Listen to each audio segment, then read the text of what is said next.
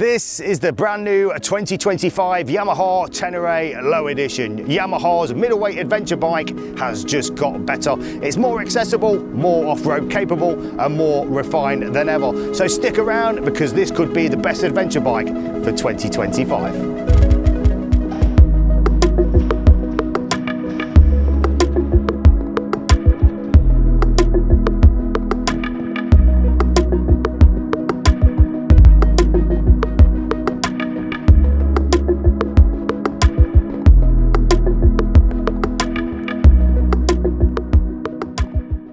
So being a low edition, we've now got a seat height of 860mm.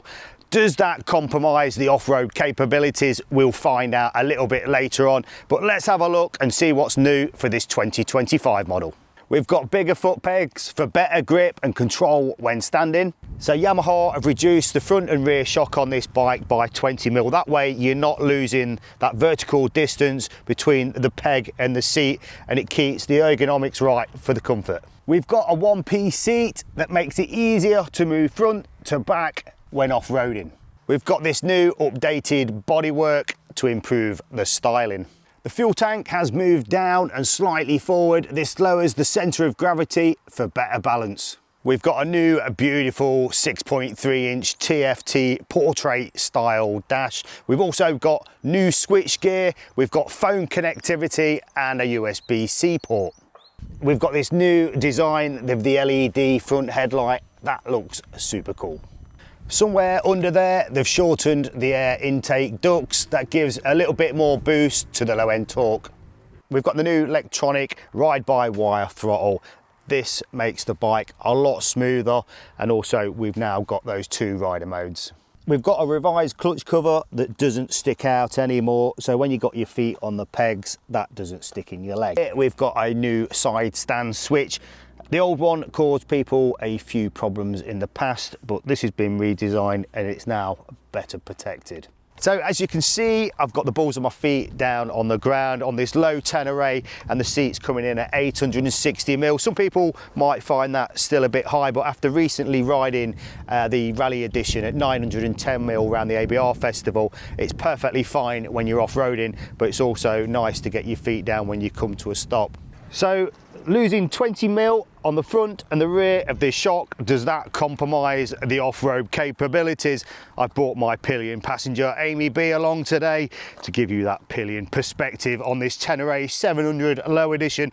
So let's head down the lanes, find a bit of off-roading, and let's get a bit of dirt on this bike.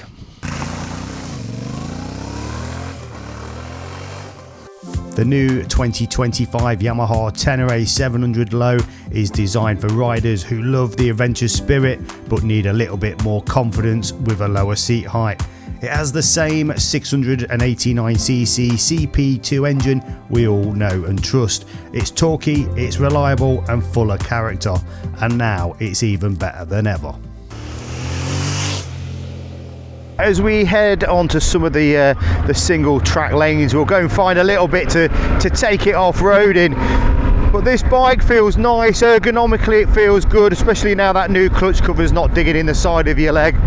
The CP2 engine in this bike is absolutely perfect. It's always worked, and 73 brake horsepower, 68 Nm of torque. It's more than enough. Like I said, even having a Pillion, when you roll that throttle on, even in fourth gear, this bike picks up nice and quick. I'm not interested in having a bike with more brake horsepower. It's all about having a bike that's manageable with the power. And if you want to change the themes on this new TFT screen, which I can say is absolutely beautiful, I would buy this bike on the fact of the new TFT screen. The clarity on it is beautiful. You do have to come to a stop to change it. So if I go into press that home button, the new switch gear, like I said, absolutely beautiful. Bring up the themes, click that, and we've got Explore and Street theme. I'll just show you the next theme. And that's the other kind of style. Both look really nice. Go back into themes again. put it back into Explore. So the other thing this bike has got as well, we've got that dedicated ABS button that turns off the traction control and the ABS at the rear. So again, you have to come to a stop on the bike for that to be activated. So we'll just get up to the junction here and then I'll press that in. You have to hold the button down for 3 seconds. Here's the scooter, boys. So we come to a stop, hold the ABS button in for 3 seconds, and there you go, traction control off, ABS off. And we'll get onto the main road now. So we can show you how much torque is in this engine. We'll get on that throttle and open it up. And that was just in the Explore mode as well. So on the right hand side we've got the mode button there. We can press that and that shows us we're in this Explore mode. So we can then go onto the joystick, and you've got to drop off the throttle for that to work. As soon as you press the throttle, the illumination of it disappears. So drop off the throttle. You can still do this on the fly, and then you can change it into sport mode with the joystick on the left. So that's in PW1, which is the sports mode, which you know, livens everything up.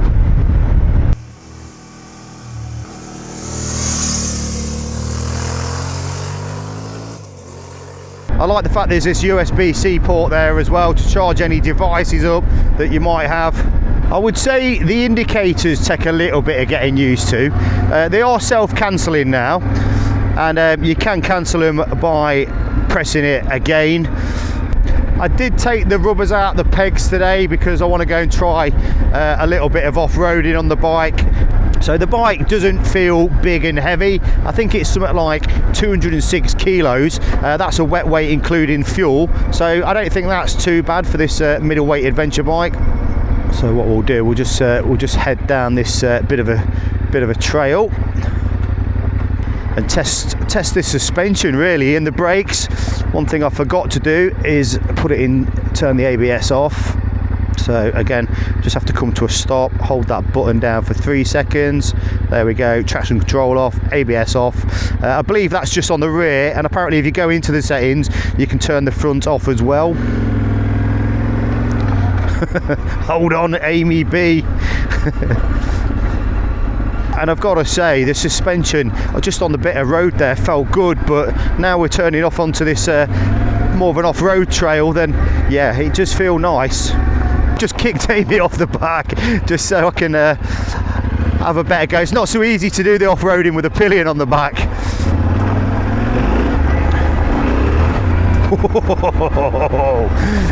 Yeah, like I said, there's enough power in this bike. But it feels good, it feels light, it's so manageable. Them new pegs, absolutely brilliant. That's something you've not got to upgrade now. And like I said, for me at 5'9" with that seat height, it does feel a lot better. It just gives me a little bit more confidence when we come to them stops.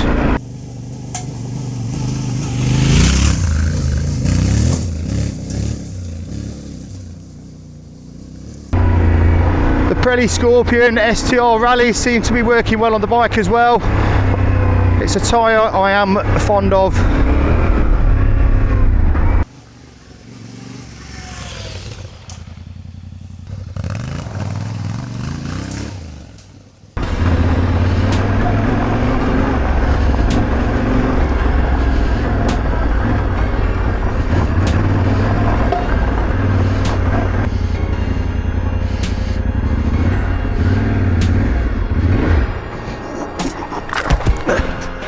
I was doing so well until now, but let's face it, if you haven't busted a handguard, then are you even riding it properly?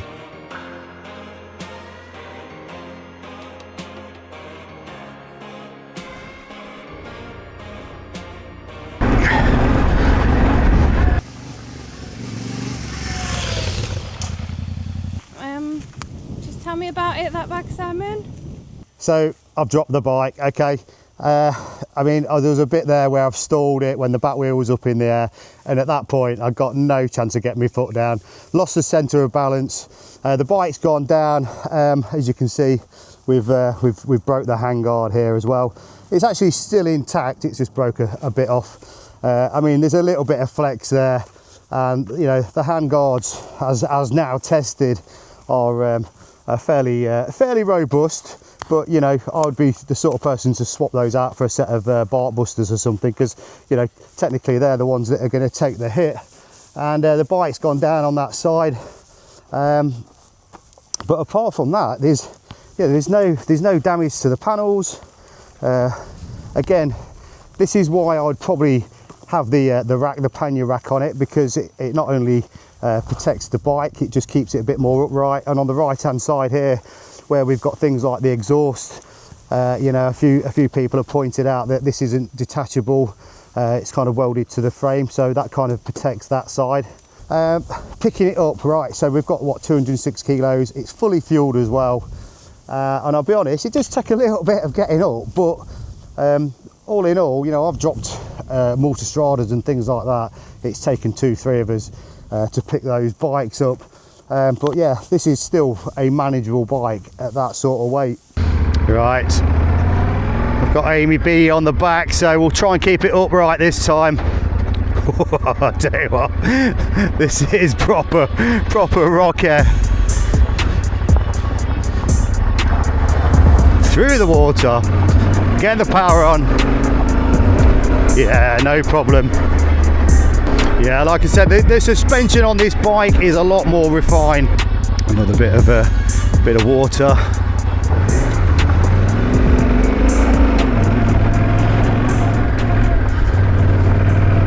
Yes, no problem for the Tenerer. So every now and then I just keep getting on the brakes, giving it the brake test. And again, even with sort of 2s up, the bike stops really well.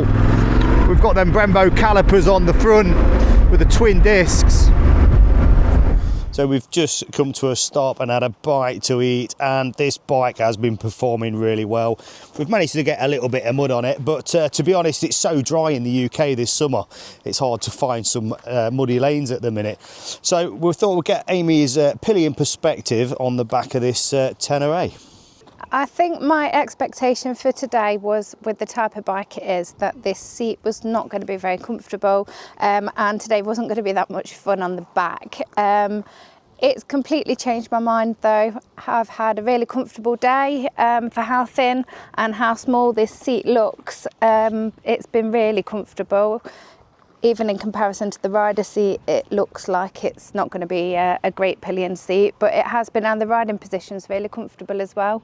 Now we've got Amy's expert opinion for the pillion perspective. That's just made it one step better. So the other thing as well, I've took the rubbers out, the pegs. I find there's very minimal vibration as well, even at the higher speeds.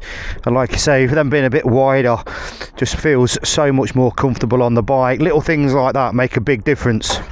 On the road, the Tenerer Low feels planted, reassuring and confident in the corners. The wind protection is decent, the riding position still upright and commanding. It's just as comfortable ticking off the miles on the tarmac as it is tackling the off-road trails.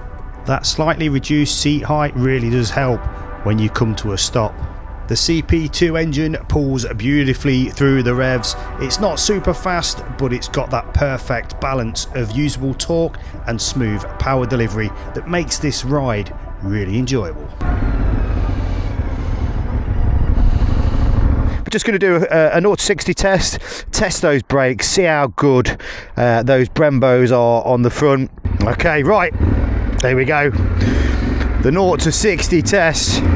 We've got it in sports mode.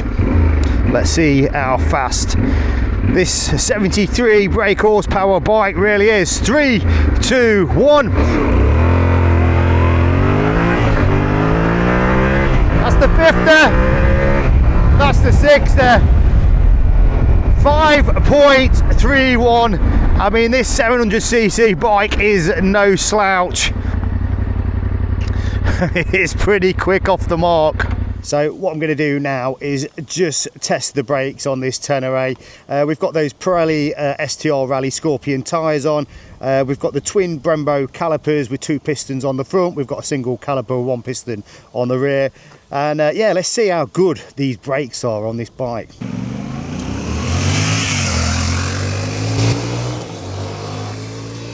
So we'll just get it up to, again, about 45-50 miles an hour, and then we'll hit them brakes. Yeah, we've got some good stopping power on this. The other thing I like about this bike as well, it sounds beautiful when it's ticking over like a little tiger. A blip on that throttle and it starts to roar.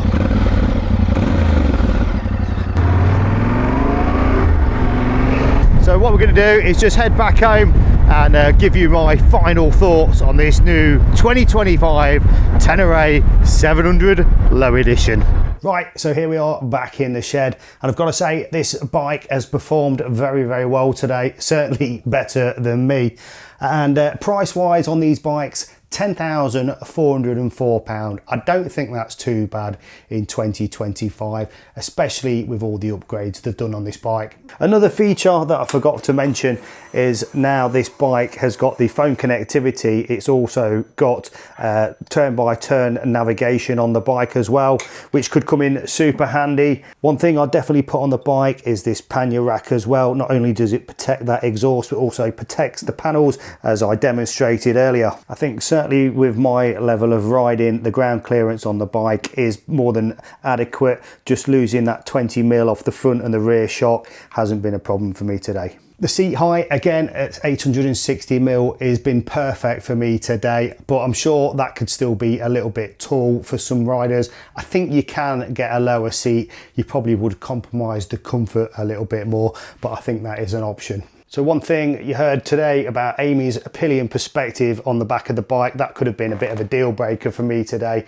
But that's absolutely brilliant, the fact that she can sit on this bike for a length of time. That means we can put some panniers on this and go do some touring, then I could remove them and go and hit the trails by myself. A few people have asked why haven't we got cruise control on this bike, but it's not a deal breaker for me because I know Viridian Cruise are bringing out an aftermarket one which will suit that ride-by-wire throttle. Another reason I would consider to buy this bike is because we have a fantastic dealer network in the UK, and also there's always plenty of accessories you can buy for them. But my quest for the middleweight adventure bike doesn't end here. There's still some more bikes I want to go and try out. So I hope you enjoyed today's video, and don't forget, if you ain't subscribed to the channel, please do so. Give us a like, and I'll see you in the next one.